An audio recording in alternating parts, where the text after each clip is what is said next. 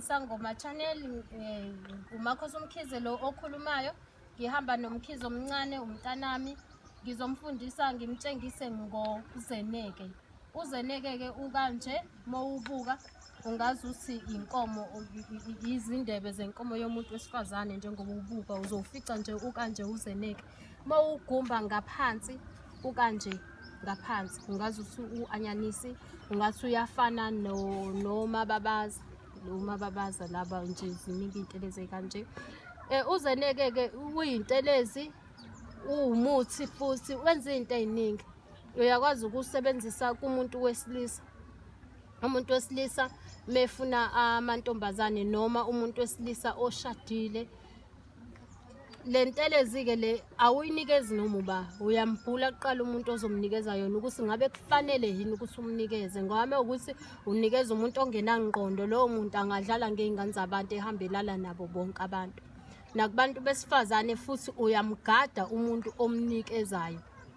Uyambhula ukuthi ungabe imfanele yini uzeneke ukuthi umnikeze wona ngoba uzeneke uyawufaka emowenza ingcabo zomuntu wesilisa nezomuntu wesifazane. Uyawufaka futhi mawubenzela amabhodlela uzeneke.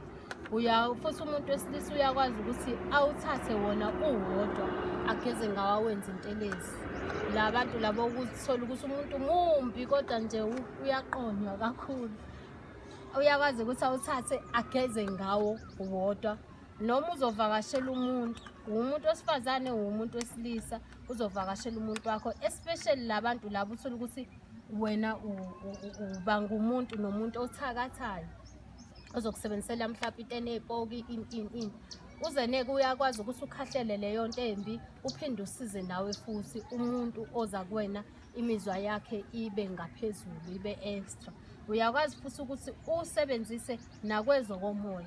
Kodwa ke kwezokomoya ke ngizokugodla la ngizokuxoxela thina sobawu2 bese sisobabili esigodlweni sethu ukuthi wenzani kwezakomoya uzeneke.